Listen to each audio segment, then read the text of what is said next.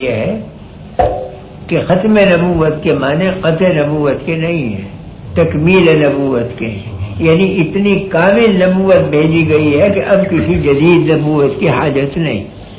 اور یہ بالکل ایسا ہے کہ جیسے رات کو ستارے نکلے، کروڑوں ستارے نکل آئے، چاند بھی نکلا مگر دن نہیں ہوا، سارے روشنی پھیلا رہے ہیں، جگمگا رہے ہیں مگر دن نہیں۔ آفتاب کی ذرا سی کرن چمکی اور ستارے غائب۔ تو اگر آفتاب یوں کہے کہ انا خاتم النور، میں ہوں نور کو ختم کرنے والا، اس کا مطلب یہ ہے کہ میں کامل نور لے کے آؤں، اب ستاروں کی نہیں چلے گی، ان کا نور مدغم ہو جائے گا میرے اندر۔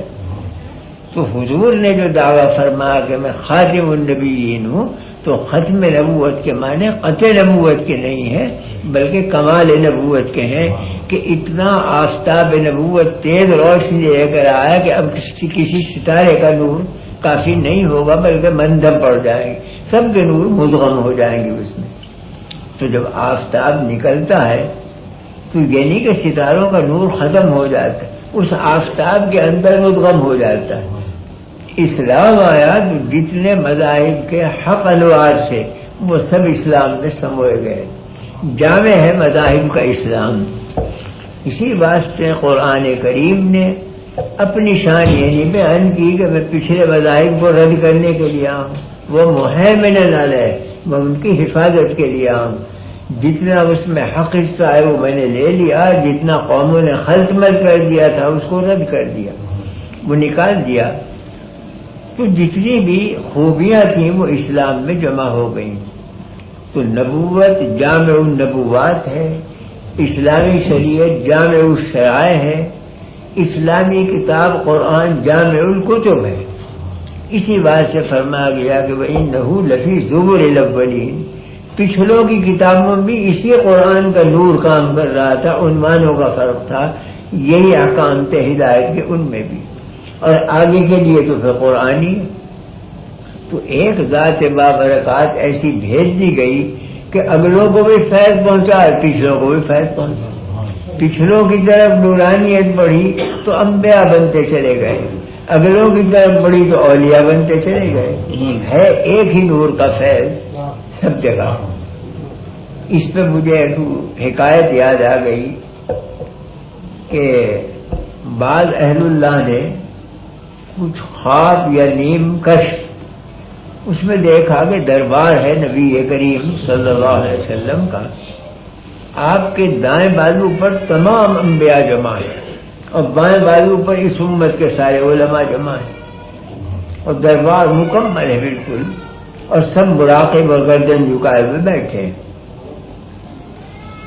تو موسیٰ علیہ السلام کھڑے ہوئے انبیاء کی جماعت سے اور کیا کہ یا رسول اللہ یہ حدیث آپ ہی کی ہے کہ علماء امتی کا انبیاء بنی اسرائیل، میری امت کے علماء ایسے ہوں گے جیسے بنی اسرائیل کے پیغمبر ہوتے ہیں۔ تو موسیٰ علیہ السلام کو یہ خلجان تھا کہ کہاں نبی کہاں امتی کے نسبت خاکرہ بعالم پاک، امتی کو یہ کہنا کہ وہ مشابہ نبی کے سمجھ میں نہیں آئی، تو اس لیے عرض کیا کہ یا رسول اللہ یہ آپ ہی کی حدیث ہے کہ میری امت کے علماء انبیاء بنی اسرائیل کی طرح ہوں گے؟ فرمایا میری حدیث، حالانکہ روایتاً اس میں کلام کیا گیا ہے، سند اس کی ضعیف ہے، لیکن باوجود ضعیف ہونے کے علماء اس سے استدلال کرتے رہے، اس لیے کہ اس مضمون کی دوسری روایتیں عنوان بدلا ہوا ہے، تو ایک مضمون کی روایت مختلف عنوانوں سے اگر کئی سندوں سے آئے وہ حکم میں حسن کے بن جاتی ہے، قوت پکڑ لیتی ہے۔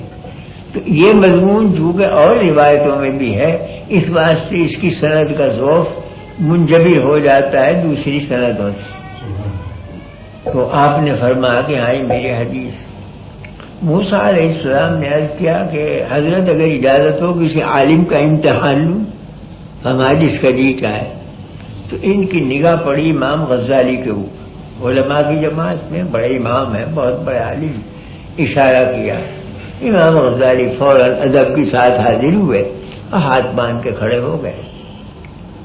موسیٰ علیہ السلام فرمایا مسمک، کیا نام ہے تمہارا؟ انہوں نے کہا محمود ابن فلاں ابن فلاں ابن فلاں آدم علیہ السلام تک سارا نسب نامہ پڑھ دیا۔ موسیٰ علیہ السلام نے فرمایا کہ سوال جواب ہونا چاہیے سوال کے مطابق۔ میں نے پوچھا تھا تمہارا نام کیا، تمہارا شہر نسب کو پوچھا تھا۔ جو عالم اتنا بھی نہ سمجھے کہ سوال کس چیز کا کیا جا رہا ہے اسے فہیم کہیں گے، یہ کیا الٹے فہم کی بات کی۔ خاموش ہو گئے موسیٰ علیہ السلام، 1-2 منٹ خاموش ہے کہ عرض کیا کہ حضرت کو اجازت ہے عرض کرنے کی۔ کہاں کہو کہ آپ جب کوہ طور پر حاضر ہوئے، حق تعالیٰ سے ملاقات ہوئی، حق تعالیٰ نے پوچھا کہ وما تلک بیمینک یا موسیٰ، موسیٰ تمہارے ہاتھ میں کیا ہے؟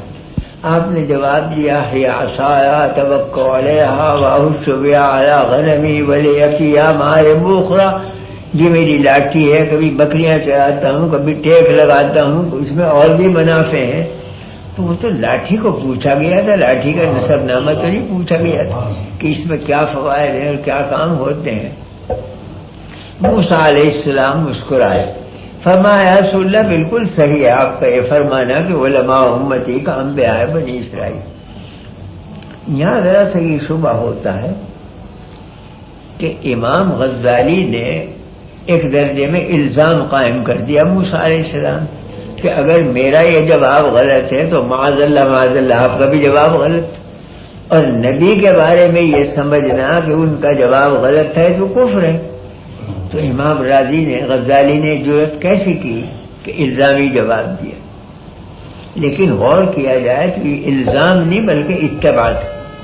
اس کا حاصل یہ تھا کہ جب آپ کوہ طور پر گئے اور اللہ تعالیٰ نے پوچھا ہاتھ میں کیا ہے، تو محبوب حقیقی سامنے ہے اور عاشق حقیقی سامنے ہے۔ عاشق یہ چاہتا ہے کہ جتنی دیر لگے، جتنی ہم کلامی کا شرف ہو، لوٹ لو اسے۔ میری کہاں ایسی قسمت کہ اللہ میرے سامنے ہو، بندہ حاضر ہو، کلام ہو رہا ہو، جتنا طول دو کلام کو تو میرے لیے سعادت ہی سعادت ہے۔ اس لیے انہوں نے کہا کہ یہ لاٹھی ہے، کبھی ٹیک لگاتا ہوں، کبھی یہ کرتا ہوں، کبھی یہ، اور ولی فیہا ہمارے مخرا اور بھی فائدے ہیں، گیا فرما میں تو اور بیان کروں تاکہ کلام طویل ہو اور شرف صحبت زیادہ سے زیادہ ملے۔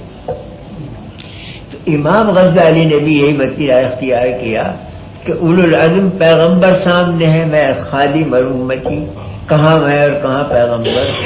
مجھ سے کلام کرے موسیٰ علیہ السلام، جتنا طول دے سکوں کلام کو اور شرف صحبت مل سکے اتنا ہی میرے لیے سعادت ہے۔ اس واسطے انہوں نے طول دیا تاکہ شرف صحبت زیادہ سے زیادہ میسر آئے، اور موسیٰ علیہ السلام سمجھ گئے۔ فرمایا رسول اللہ حدیث بالکل حق ہے آپ کی، علماء امتی کا انبیاء بنی اسرائیل۔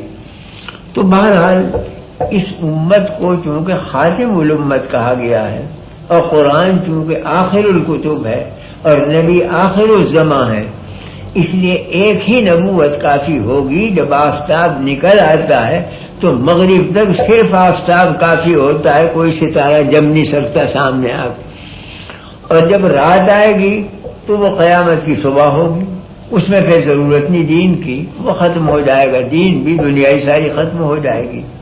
تو یہی امت چلنے والی ہے اخیر تک۔ اس لیے جو کام انبیاء کرتے تھے وہ علماء کے سپورٹ کیا گیا۔